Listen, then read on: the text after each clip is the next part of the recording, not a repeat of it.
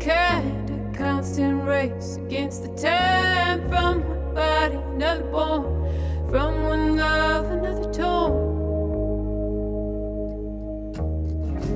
My heart goes out to you. Everything is coming soon. I'm rising as you bloom, but I see myself in everything you do.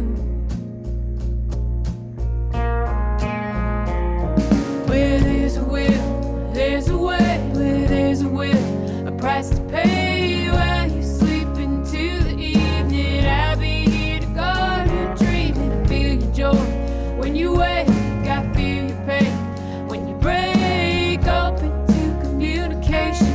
Hear your voice on every station. My heart goes out to you. Everything is coming soon. I'm rising as you bloom, but I see myself in everything you do. I see myself in everything you do. I see myself in everything you do.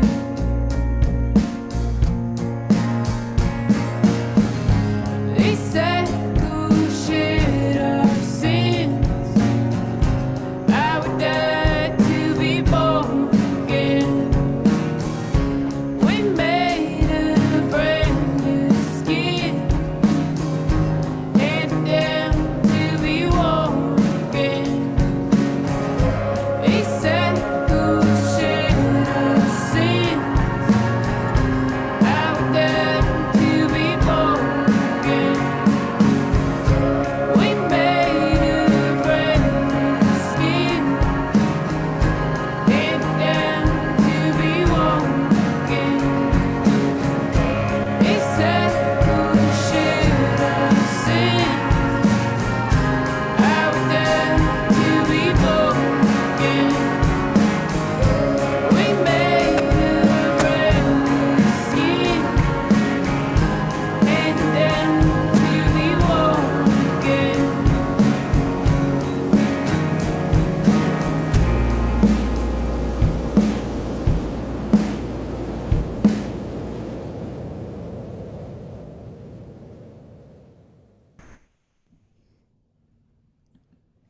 Yay. Woo! We did it. Rock and roll. Yay. You did it. It's so good to listen to it again. Yeah, for sure. Sounds amazing. I love how that one, like, is kind of similar to the initial demo that we made. Liv. Yeah. I was just thinking about that actually, how this is the song that started everything. When we had our first writing session together, and I think the writing session was so awesome. And then we went and we tracked it that week, right, down with Yeah. Sean at, is it Butcher Shop? Is that what it's called? Yes, but Yeah. your shop is no longer. It's been turned into like fancy apartment buildings, which is so sad. Oh, that's heartbreaking. Oh, I Yeah. love that studio. I know. Oh, well, but In there. yeah, I don't know. There was such an aliveness in that demo, and I think that, like, I really held on to that when we were going into the album. Like, we wanted to carry that energy through. Totally. Yeah, Session where you were sick. yeah, that was one of my most rock and roll studio sessions where Oh, rock and roll. I don't know, maybe I had food poisoning or something, but I was pretty hardcore, and I was like, no, I think it was my last day in Nashville before I was going to fly home, and so I was like, well, we have to finish it today, Yeah. regardless of whether or not I have food poisoning. So I was sorry to be really like crude, but I was like vomiting and then like doing takes, and I'm like, no, I must get through this.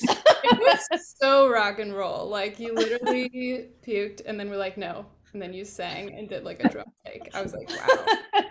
Yeah, I think I was a little delirious, but I was determined, and I'm so glad, because I think that, you know, yeah, there was a real aliveness in that demo that I think the album was kind of born out of. So It totally was. The whole album was born out of that session, like that writing session, and then those demos. And I think we ended up using the ooze from the demo. oh, great. Yeah. I think. I'm not. Yeah, that was me. I was trying to channel Emmylou Harris, doing my best Emmylou Harris impersonation. I don't know if I loved, got like, there. we did something so magical on the demo, and I was like, and I feel like we used the actual tracks from the demo onto the Right. final recording, which I kind of love, even though it's a little. Mhm. But Bree, you play drums much better than I do. I didn't hear the demo drums, but I That's good. remember the notes was just kind of tough, you know. It was actually pretty cool, but I do remember Sean being like, because me and Liv were like, "This is awesome. Let's just use this," and he was like, "Or you could like re-record it with a drummer." You remember him being like, I'm not offended. I thought what you played still kind of shaped the vibe, and luckily Bree had something to go on for her playing drums by herself in the big studio. Yeah. Do you have any memories of this one, Gormy, from our session in Melbourne? I think I was trying to remember whether we did those vocals again, because that's something that I would totally. I love the demo. I love demos. I do too. You get I the demo. feel like if we did it, I hope that I was like on board with just like, yeah, let's just use the demo, because like I love the magic of that. But I can't remember, because like for some reason have visions of Livy being in there one night, like just yelling and us just high-fiving or something. But because she got like the vocals the way she wanted, you mean? well, I just remember a lot. Liv was very in the studio with like the checklist and stuff a lot, and then when it be her moment to play the bass or to do some singing, it was always a super like a treat for us, because we could just listen to her. I totally have that memory, and I also feel like you definitely were on board, because I can't remember anything that you weren't enthusiastically on board with, which was the fun of working with you, even when I made you do that loop for Russ Belfields, which we'll get to, and you were like, I hate this. Oh yeah. Oh no. Oh, it's making me miss that time so much. Like it feels like weirdly innocent now that we've like been through an entire pandemic since then. Yeah. Gormy and I have been saying, even recently, we were like, that was a really good session. Like that record was so much fun to make. It was so much fun, and we would just go to the coffee shop and get treats next door, and then it was amazing. Yeah, and we're in this tiny room, like this room that I'm in right now, and there was like at all times 3 of us in here like hugging and slapping each other on the back, and then we had like more people to come in and sing, and now we can't, like in Melbourne at the moment, we can't even you know, we're in lockdown again, so it's like even more sweet memories are coming back of just being in studio together. Yeah, totally. Okay, we have a question. When you do the demos, is it just the first take recording, get an idea where the songs can go, and that leads to the production?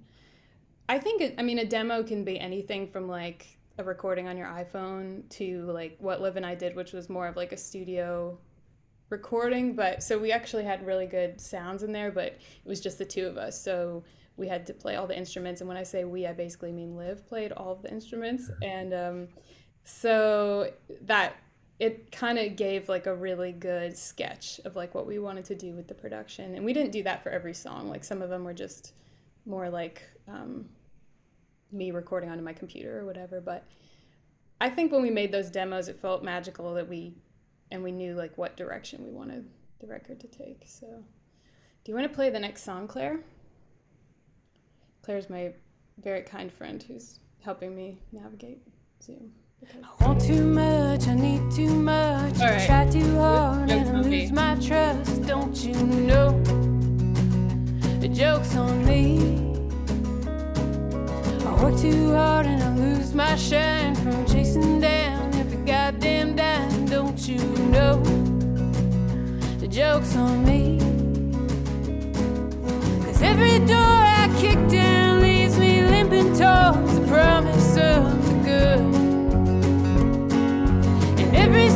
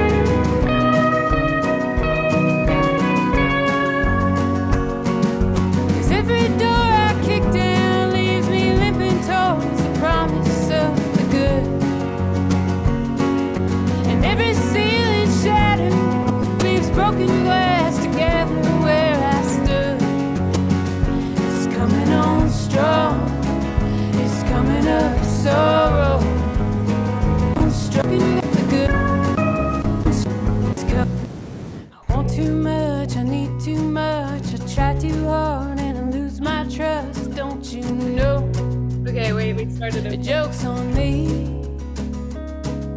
I work too hard and I lose my shine from chasing down every goddamn dime. Don't you know the joke's on me? This one, 'Cause every inspired now. So that was like a remix, but that one everyone's heard already, anyways. So that's fine. It's already out. It's so good. Livy, Livy's. I love Livy's bass. Oh my God, I know the do do do like that. It's kind of like a lead beautiful. guitar part. Like singing. It's like Yeah. so melodic.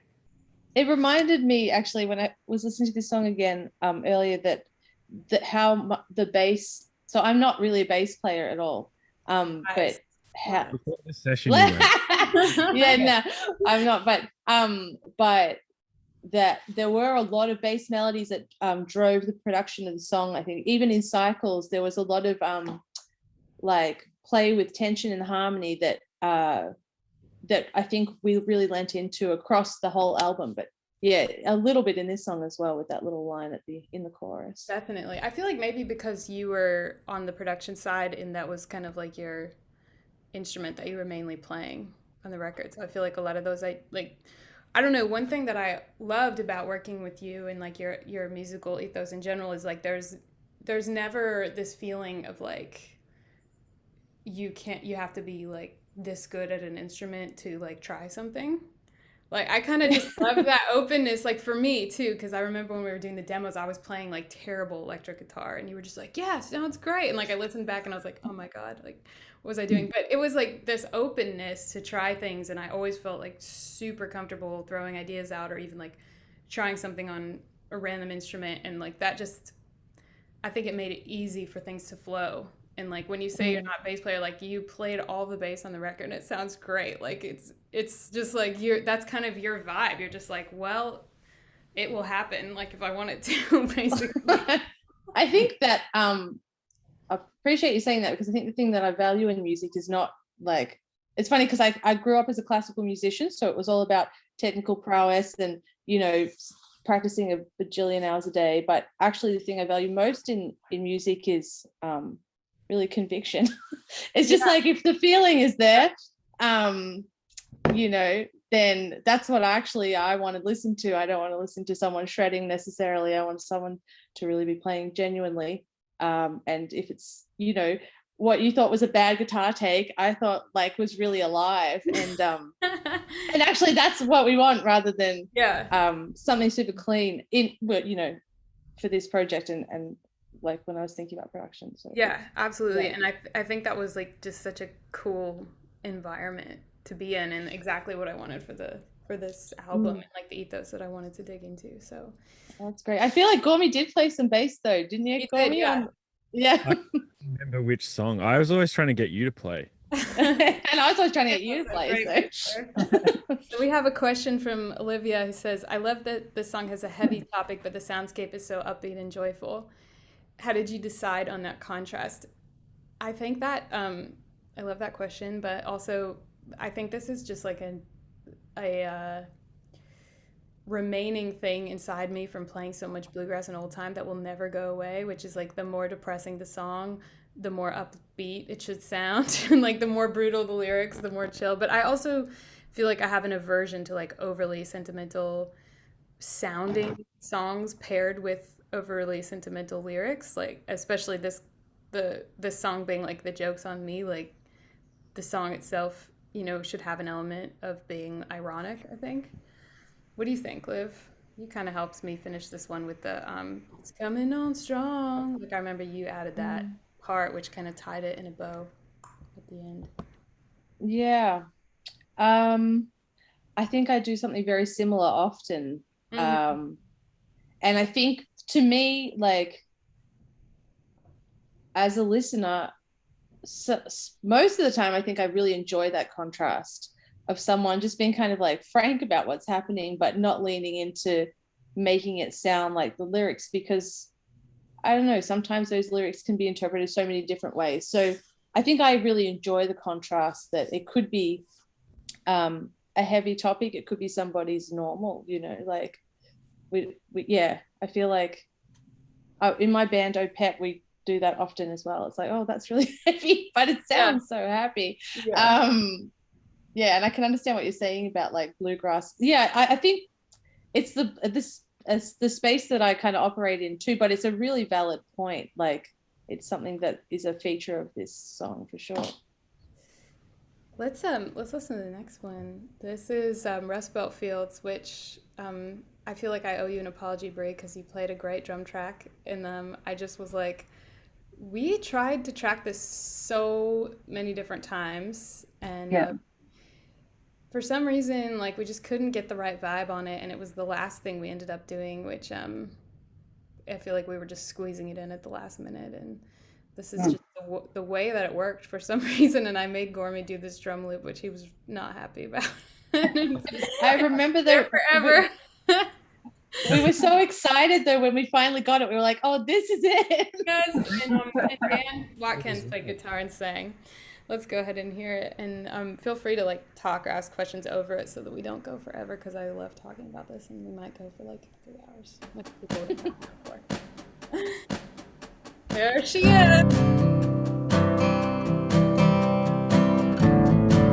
Oh, this is written by Sleep. It's the only cover on the album.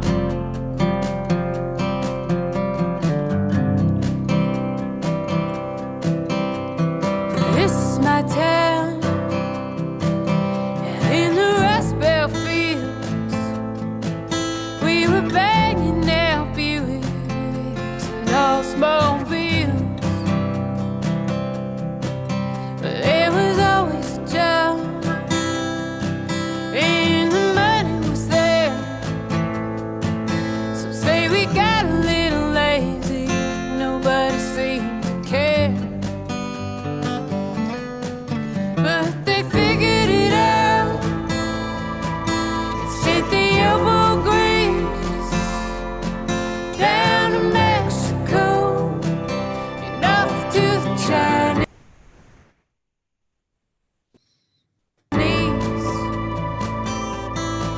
And I learned a little something about how things are, but no one remembers your name just for working hard. They drive you into the ground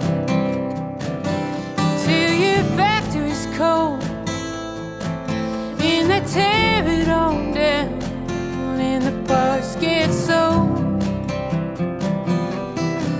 But come the bankers now, they're picking over the bones. I got 3 more neighbors now about to lose their home, 'cause they figured it out. They sent the elbow grease down to Mexico and off to the Chinese. And I learned a little something about how things are, but no one gets a bonus for bloody knuckles and scars. Yeah, no one remembers your name just for working hard.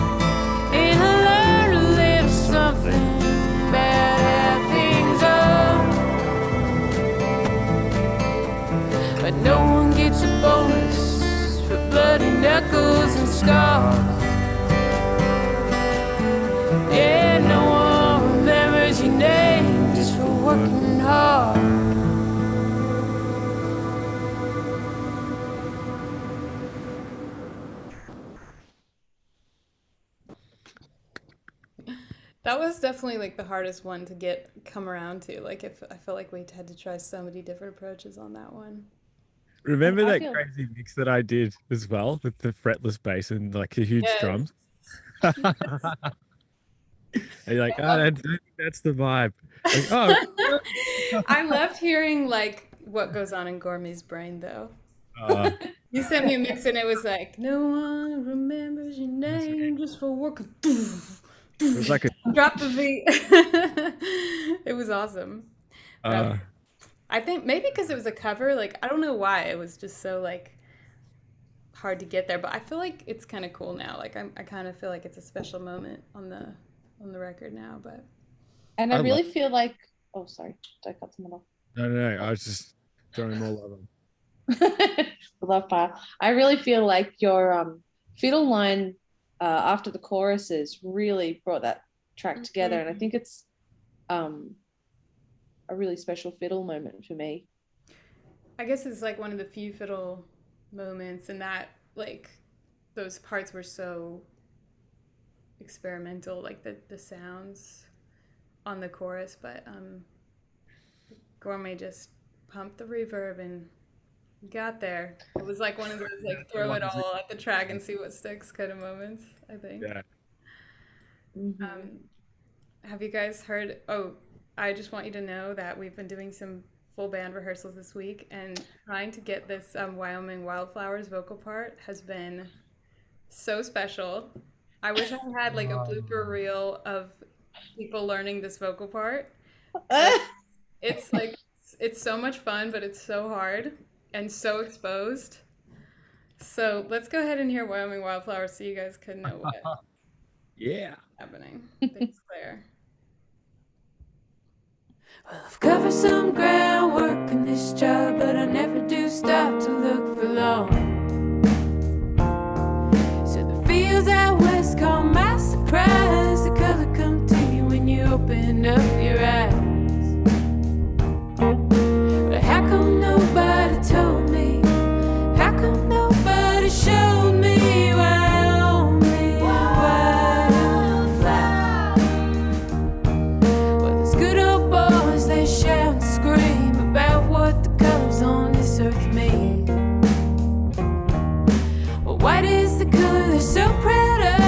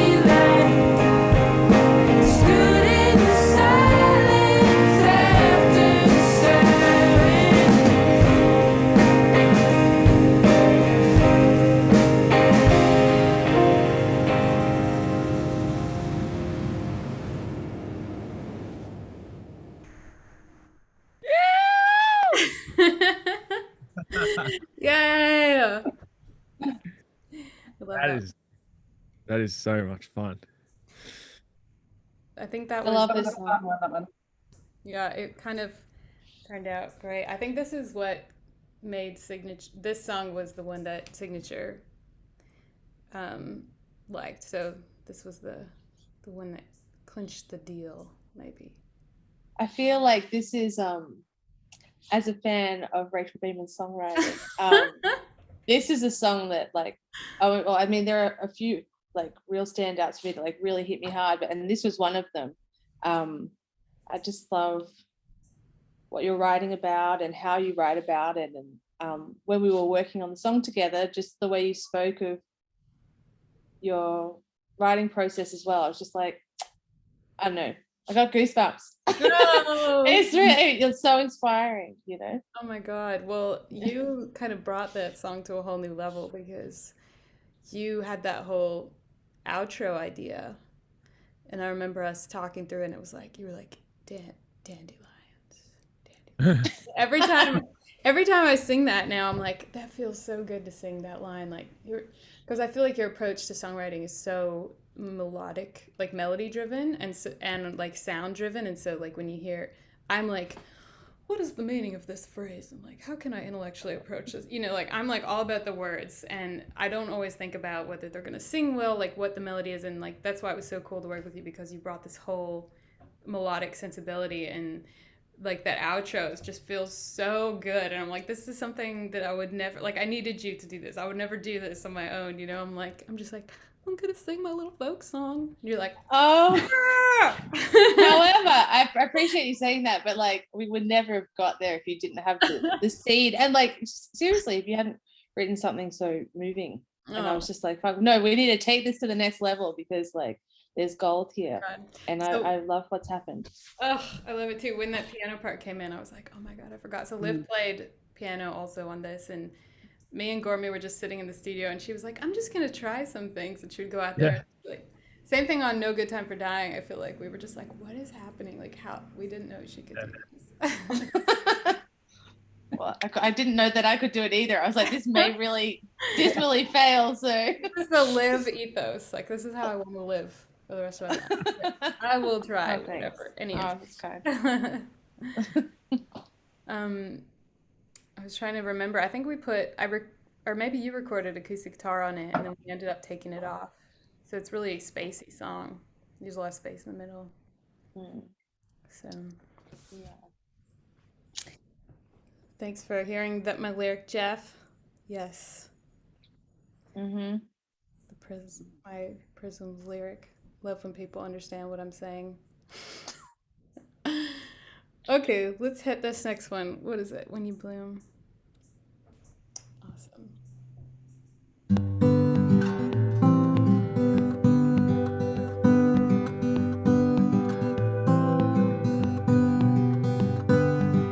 I'm not very good at wearing colors. You're not very good at holding back. When we go out walking together, folks must think you're with the man in black. Now where you going without me? Why are you going so soon? We've got so much ground to cover. I wanna be there when you bloom. I wanna be there when you bloom.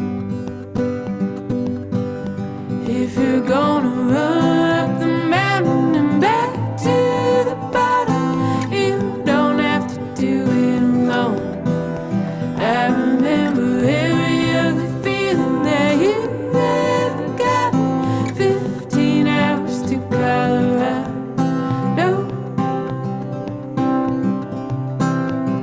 I like to let you do talking for me. You're so much better at that kind of stuff. I just smile and shake hands, nod my head until we've both had enough. Now where you going without me? Why are you going so soon? We've got got so much ground to cover. I wanna be there when you bloom. I wanna be there when you bloom. If you're gonna run up the mountain and back to the bottom, you don't have to do it alone. I remember every ugly feeling that you ever got. 15 hours to Colorado.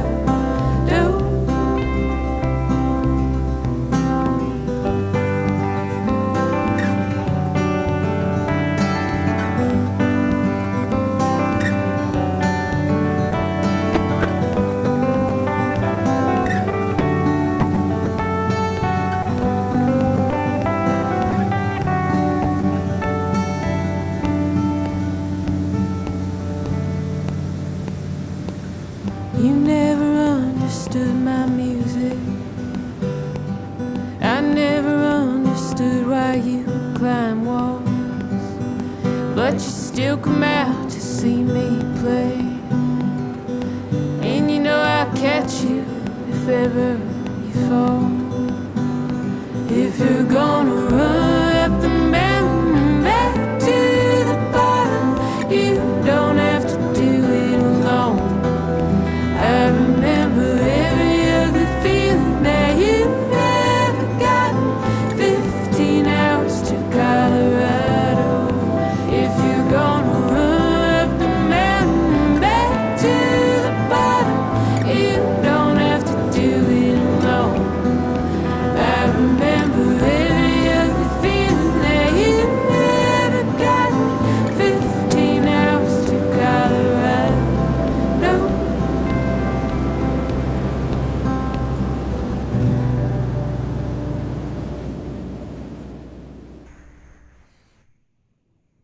I'm glad you weren't mad at the foot stop, Bree. The Oh, foot no, stop. I love it. It's all it needed. That's I like think I another. remember, Oh, go ahead. Sorry.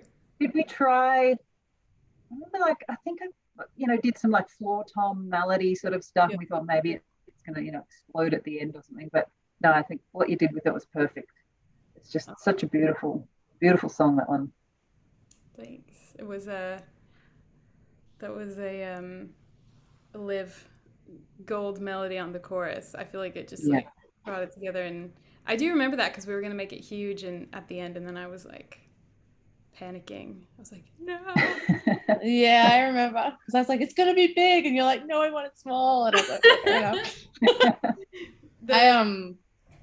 Oh, sorry, you go. No, I've been talking too much. Go ahead.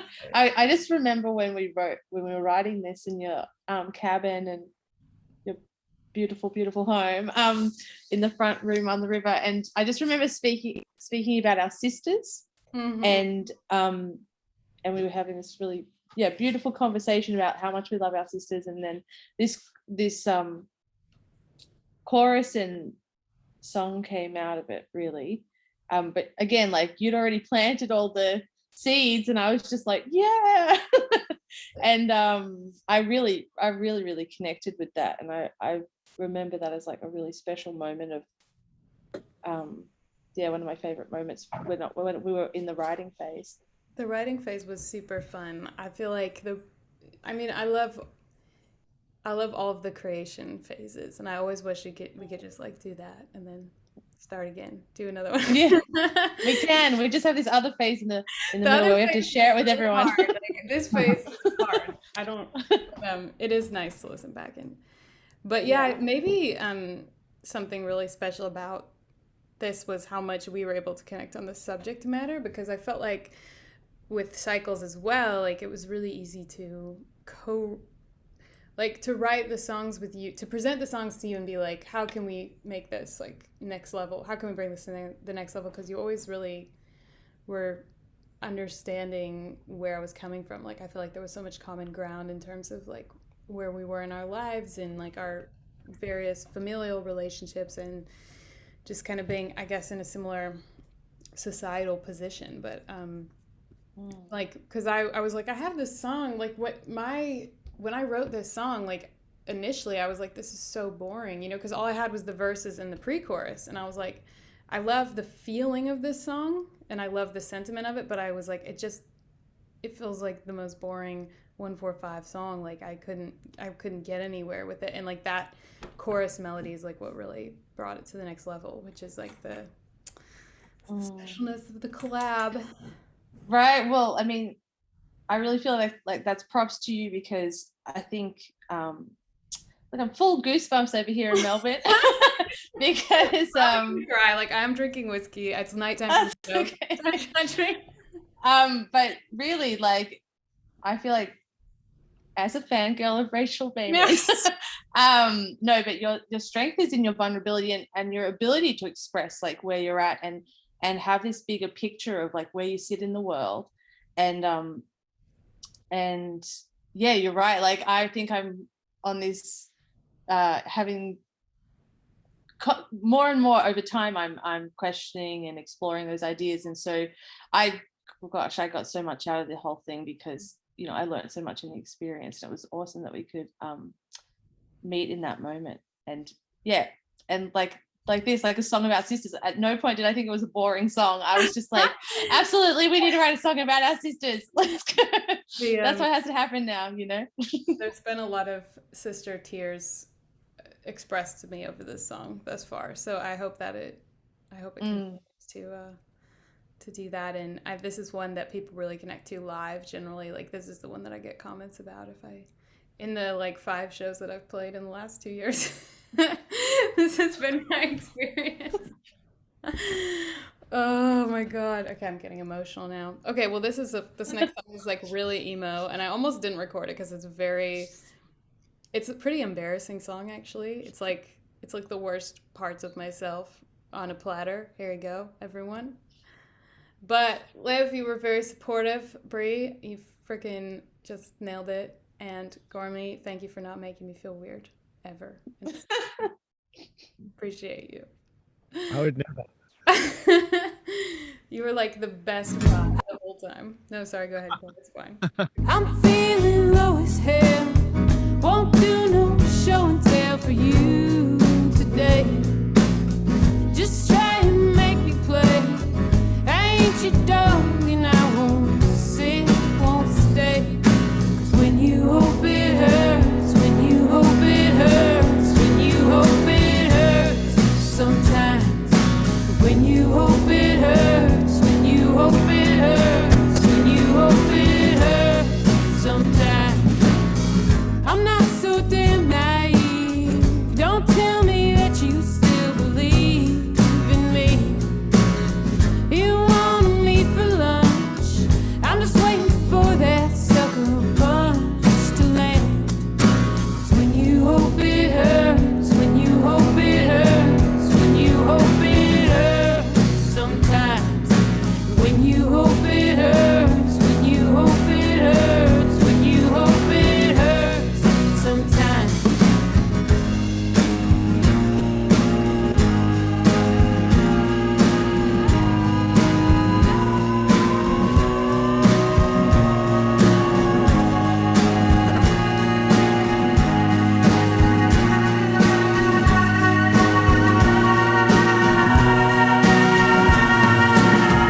Come on now, take me home. You know this ain't my first rodeo. Lay me down and strip me bare. Scratch my skin, pull on my hair. Yeah. And I hope it hurts, and I hope it hurts, and I hope it hurts sometimes. And I hope it hurts, and I hope it hurts, and I hope it hurts sometimes.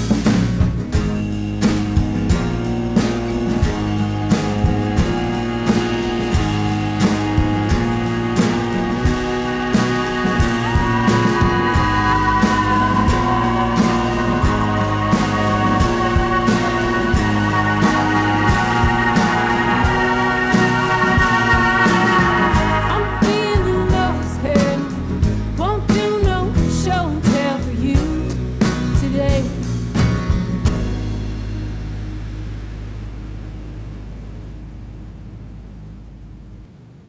Thanks, Gormy, for being on team. Thank you. What do Murray, you? the guy that owns the studio, I think you know Murray now. He was so excited because I was like, there's this awesome person from Nashville's coming to No. our studio. And he was like telling all his buds, and it was like the event of the year for us. Oh my God, no. You guys are so cool. Stop it. I was like, this is like the ultimate Melbourne experience. You're like, yeah, it's in this warehouse. And like, Was that Liv? That was me. no, I mean, that was just me. That was just my impression of what was happening. How I could tell people what was happening. Yeah, well, it doesn't get any more kind of grubby than this. It's pretty grubby, but it's fun. That's like part of the whole thing to me, like the whole ethos of just being free to experiment. Like nothing was like pretentious, you know. I wasn't like afraid to try anything, which I think can easily happen, like in a recording session where you're just like fearful of other people's reactions to your ideas. And so it was perfect. It was perfect for this record, and we needed that warehouse for that song. We couldn't have made that song anywhere else. I know. I was just thinking, like the dirtiness of that song is just Purple Wayne, Collingwood, Melbourne, like, just like that's the beauty of it. Grungy. And I was remembering that you sang like the octave through the whole song, and it's so cool, that low octave on the whole thing. I forgot about it for a minute.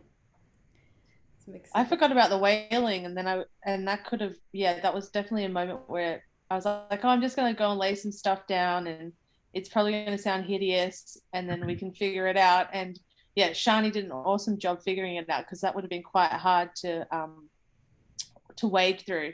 You could have easily listened to that and been like, I'm going to throw that out.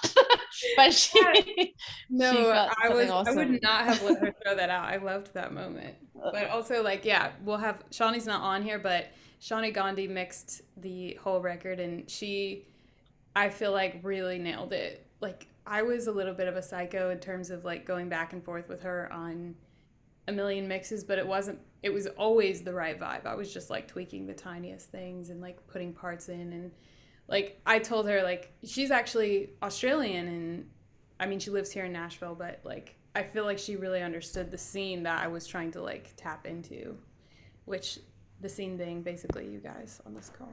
So she was like, I feel like she didn't like over Nashville polish it, you know, like she left a lot of grunge and she mixed things in a way that was like super musical and cool, and I'm very grateful to her.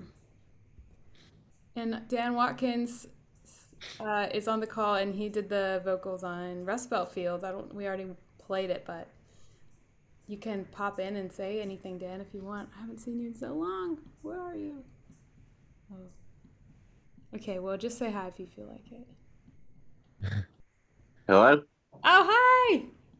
Hello? Oh, we are. Hi! Okay, so this is Dan, who played the acoustic guitar and sang on Rust Belt Fields, and he was the perfect element that we needed for that song. This is my first ever Zoom call, so I don't really know how this works. I am so jealous. How did you escape this? Can you see me? Yeah. Yeah. You have like a mohawk. Hey, hello everyone. Just really quickly, I just wanted to say it was such fun and an honor to be playing on the album, and that last track, Hope It Hurts, that was one that like I was like, whoa, I hadn't heard that before. Like, you know, we got like got like a sample of it, and I was like, wow, this is awesome. Was not expecting it anyway. Yeah. Thank you for saying that, Dan. I appreciate it. Yeah. That track I always feel weird playing it because it's very explosive. So appreciate it. It's nice to see you. I miss you. I miss all of you. So you actually can see me right now? I can't see myself. Oh yeah, we can see you. We can see you. Cool. I'm just having a coffee. Cheers. I heard some other people in the Northern Hemisphere are having whiskey. Is that right? That's me. Yep. That would be me. Cheers. Cheers. What time is it there? Oh, close to 11 now? It's 11. Cool. All right. Well, I thought this was yesterday as well. I know. I'm sorry. Um, I sent everyone I'm like Sunday at 7, which is your 11, but I didn't specify. I got up early 11 at yesterday. night. I'm sorry. And then I was about to go to work. Well, I did work yesterday. I did a double. And then I just forgot to set an alarm this morning because I'm like, in my mind, I'd already done it yesterday. But anyway. Well, I'm sorry to make you. I'm super bummed I missed the track I was on. But anyway. Well, we all loved it though. We talked about how great it was. Now they know they can put a face to the guitar playing, the beautiful singing. Yay! Well, that was such a pleasure and such an honor to be on that track too, and a great song it was. That song, man, you know those songs you're just like, man, I really wish I wrote that song. That's one of those for me. That's just the ultimate. Okay, we better keep moving. Cool. We're gonna have to. Yes, keep it on. Thanks for saying hey. No way. Scale the cliff, all calm and steady. And I know that you build a wheel, giving something too heavy.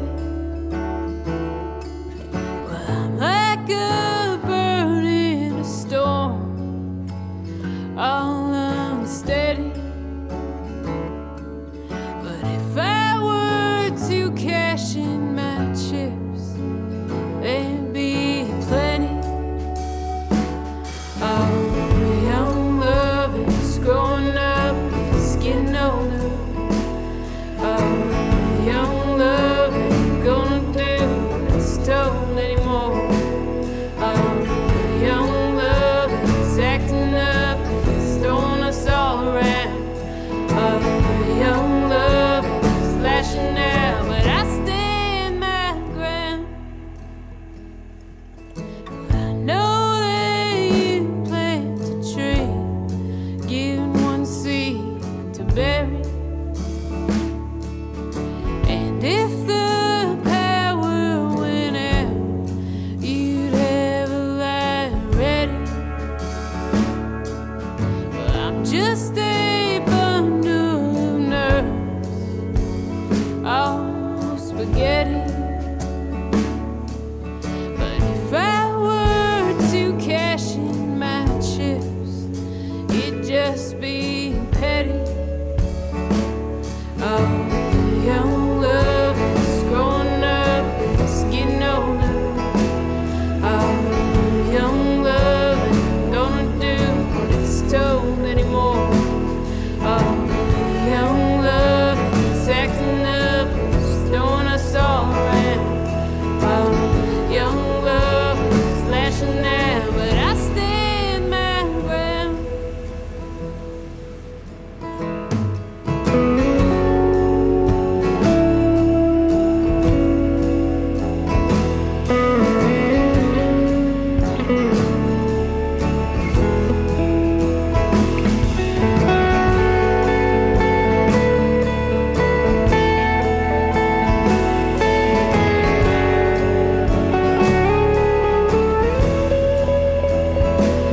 Oh, young love is growing up, it's getting older. Oh, young love ain't gonna do what it's told anymore. Oh, young love is acting up, it's throwing us all around. Oh, young love is lashing out, but I stand my ground. I cannot burn with desire, all calm and steady. And sometimes I might try to live something too heavy. But you are my beginning of life, garden and levee. So please do not cash in your chips. I know you're ready.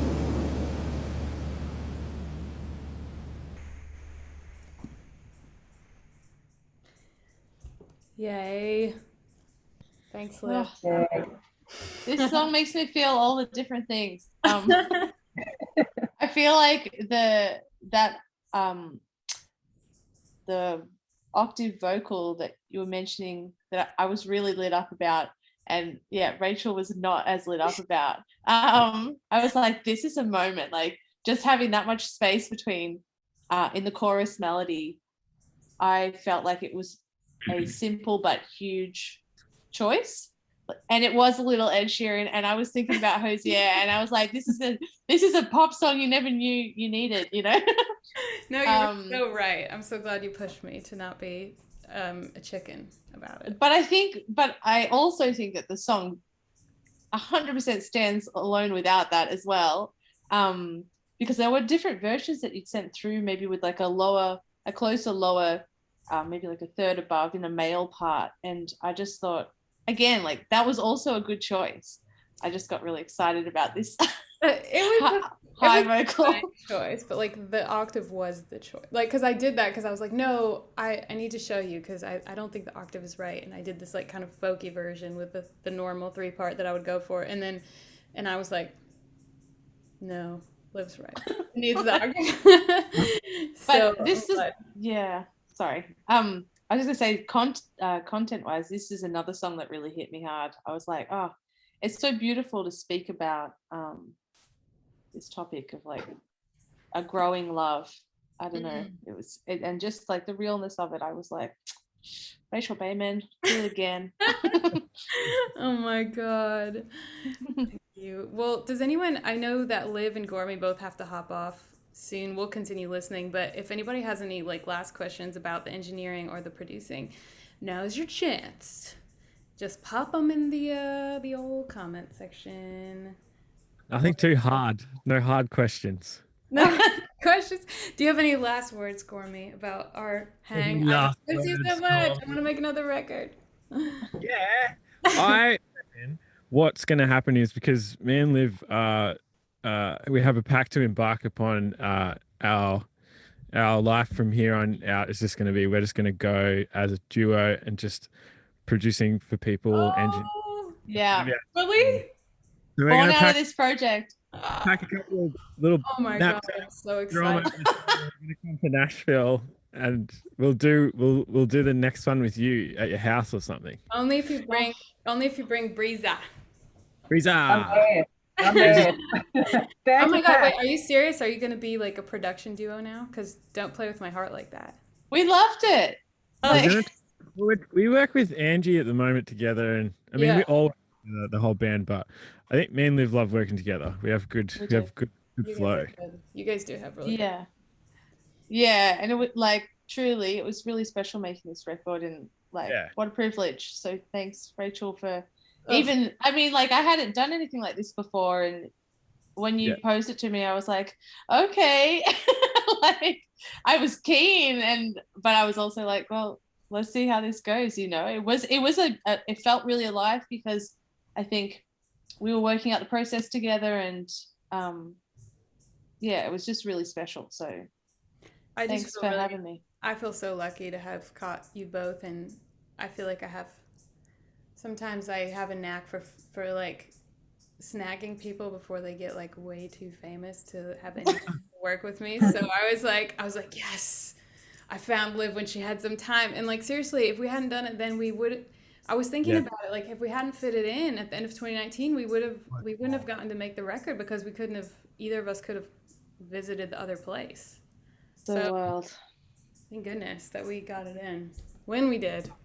Mm-hmm. I just like just thanks, because it was, for me, I've only been doing this for probably I've been engineering for a long time, but working with artists like this for short amount of time. But it was a really good experience for me to work with two like ultimate boss ladies, taking care of everything, and kind of like learning from you guys was huge for me, because you were both had everything kind of worked out to a degree, but also very sure about the uncertainty as well. So I could just kind of work, and it was a really good experience for me in that regard. So thank you. Well, thank you, Gourmet. You were seriously the best to work with. I want to I want to say hi to Maggie really quick before she has to jump off, because Maggie sang on this song "No Good Time for Dying," and some of you might want to put a face to the amazing vocals. I think Maggie was just coming around the studio to say hi, and Liv and I were like, "Ooh, you know, it would be awesome if she just sprinkled some teardrops on this really sad song about my grandma." Liv was like, "Yes, Maggie will be great for that." So Maggie is magic. thank you for I singing. didn't on sing. this. I just cried. You did. You vocally cried, basically. Hey, let's actually just listen to it right now. We'll skip Ships and then I will come back to it. So let's listen to No Good Time. Thanks, Claire. And then everyone, thank you for coming. We'll keep listening, but for those of you When she fell and broke her hip, they had to put her in a nursing care. Now she can't even take a shit alone. She says she hates her life and she'll be locked up here forever with vegetables. This prison ain't a home.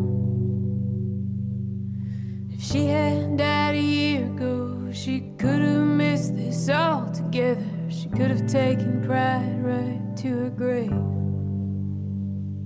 But it seems she missed that mile mark. When old age turns against you and there ain't all that much left of her to save. And there's no good time for dying. Between the golden years and wishing it would end. Money saved you wish you would have spent. When you're hurting and you're lonely at the end. And then I'll come to you crying. 'Cause there's no good time for dying. The people that you love, well, they always disappoint you. When what you need is not to need at all. There's no way of asking them to turn and look away. No way to hide their pity when they see you fall. And there's no good time for dying. Between the golden years and wishing it would end. Money saved you wish you would have spent. When you're hurting and you're lonely at the end. And I'll come to you crying. 'Cause there's no good time for dying.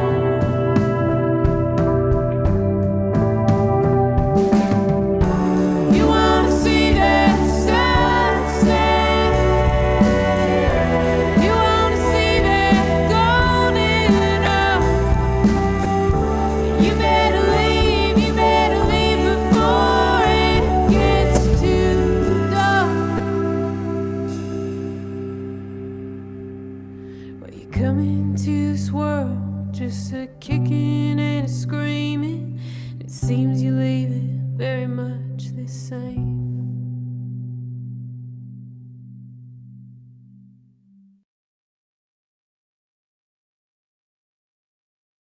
Dang, Maggie. Thank you for that. Oh, thank you. What a Oh. great song. I think I sang that. I heard it once. I heard it one way when we were recording it, and then I spent all of the pandemic looking after my grandpa who died at the end of the pandemic. So I guess it's got a whole new Oh my God. kick to it. Yeah, like that, the whole pandemic, like that song was just like, I think even people are, I played it out at a show recently and I was like, I think it's too soon. Like, I think people can't even like handle hearing it now. Like, it wasn't written during the pandemic, but I knew you were going through that experience. And yeah, I hope you're taking care of yourself and feeling okay after all of that. But Yeah, I think it's just such an important thing to talk about. I guess that's one of the things that struck me in 2020, being a carer suddenly, is like how invisible, or like it's everybody goes through dying, and being cared for, and it's either a good process or a shit process. Yeah. But it's just not spoken about or like that visible when you're, I guess, when you're young and you're not, you don't have somebody in your life going through that. You're just not seeing it or thinking about it. So I think it's super cool and important to write about it. Yeah, it was a real wake-up call for me because, like, I think it's so hard for any of us to really, like, think about dying, and then when you see it happen in a way that's not so nice, you're like, oh, it's not always that kind of, like, thing that we're told it could be or that it should be. And especially over here in the States, I feel like people get kind of, like, locked away, and you never you never see them, and they're kind of in these, like, so. But it's also, I don't know, there's something, like, it's also about, like, accepting the fact that, like, your life doesn't always work in a chronological order of better, which is, like, hard to accept, I think. Absolutely. Yeah. Great song, Rachel. Thank you for singing on it. Thanks for being here. We had a question from Jeff, said, did that song have pedal steel on it? Which it didn't. Actually, that was a lot of, I think, Cy playing electric guitar, and then Liv did some crazy stuff on the song. I think you were playing, like, a weird piano situation and a bass. Was this the one where you, like, opened the piano and started, like, playing the... Something happened with the piano on this song. I'm trying to remember. I can't remember that one, but I think I just got totally consumed by the kind of the topic and what the backing vocals added, and I know everything else is a blur. Yeah. Like, I know at the beginning you were hitting, like, the piano with it open or something, and then, like, the bass, like, there's some really interesting sonic things going on that track, which was really amazing. So yeah, it's still going. Well, thanks, guys. I know you have to run, but thank you so much for being here. Mwah. Bye, everyone. Thanks, Rachel. Yes. See you, Liv. Thank you times a million. I'll send you some vinyl records so you can have a copy. Woo! All right, so we'll listen to Ships in the Night, which was track 8, the one before that. And this one features the amazing Dan Parsons, who Bree plays a lot with, plays drums with him. And he came yesterday because he thought the meeting was yesterday because it was Sunday in Australia. Oh, no. So he had to work, which I'm sorry to miss him. But anyway, he added some amazing touches to this song, so we can listen to that now. Thanks, Clark. If I move too fast, I'll miss you. Move too slow and you're already gone. But if I get it just right, I can hear you passing by and I'm alone. Ships in the night. We're ships in the night. Never on the same course, baby. Won't you shine your light my way? On those nights when you are near me, I can feel you heat, though I can barely see. I only wish our sails would tangle, and I can't remember why it was I wanted to be free. Ships in the night. We're ships in the night. Never on the same course, baby. Won't you shine your light?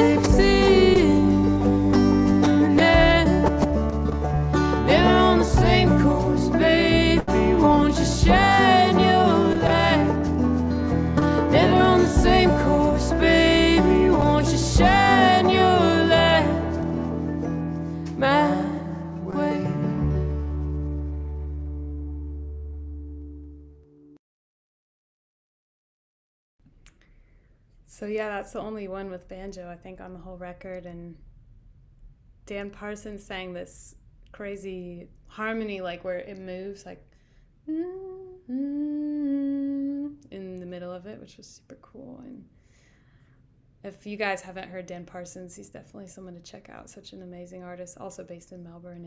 And it was an honor to get him on the record. And Olivia's asking why we put banjo on that record or on that song. I think I kind of had it in my head, maybe there could be banjo on it. I think this was one that sometimes you record a song and like it doesn't feel like it has a thick enough backbone. And I think for this one, because we wanted such a minimal percussion, I think Bree, you were just like playing brushes or something really chill, right? Yeah, I think it just brushes and the occasional bass drum. Oh yeah, those bass drums. Yeah. What about that? Yeah, I think we made you play like random bass drum hits like throughout. I think so, just so you had them. It's so funny. Yeah, and so sometimes I think like you start working on a track and it's like, oh, there's not like a thick enough like landscape to build on, and so that was when I was like, well, you could try the banjo, and Liv was like immediately, yes, she was all about it. So that one, I'm glad it kind of, for some reason, I don't really think of the banjo as being like a seascape instrument, but it does kind of give that ship vibe for some reason. I don't know why, but I also played a whole bunch of really weird like fiddle noises on this one, which are way back in the background, but there's this whole kind of soundscape that Shawnee mixed really nicely of kind of just noises that I was making on the fiddle, a lot of kind of like string noises and scratching and just like whale kind of style noises. So that's also going on. Yeah, well, I think we're at the last track. Thank you guys so much for hanging out, and it's such a joy to revisit this amazing experience and see some of these faces that kind of helped, well, kind of like definitely made the whole project happen. So if you guys have any last questions, just pop them in the chat during this song. And this one's called The Distance, and this is the most stripped down of all of them. It's one that Liv really brought to life with her guitar part. But the song was written with myself and Maya DeVitri from the Stray Birds and an awesome fiddle player named Janae Flinner. So yeah, this is called The Distance.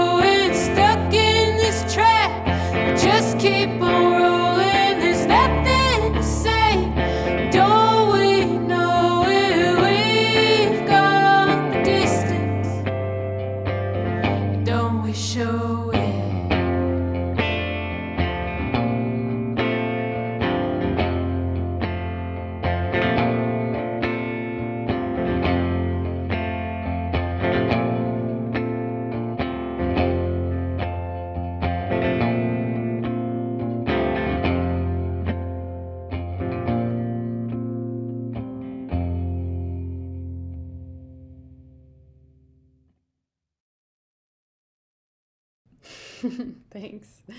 I think that one was just such a kind of thematic ending to the album in terms of the whole cycle thing. So I like having that on there, even though I feel like I may never play that one live, but it was just like a perfect recording moment. So, well, thank you guys. I'm gonna hop off unless anyone has any last questions. Thanks so much for being here, and thank you so much for supporting the album and like hanging out and checking out the music and buying records and everything. So the big week coming up, and hope to see you guys all down the road somewhere. Bree, so amazing to see you. Yeah.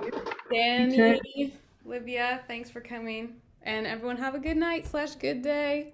Yeah. Bye. Yeah.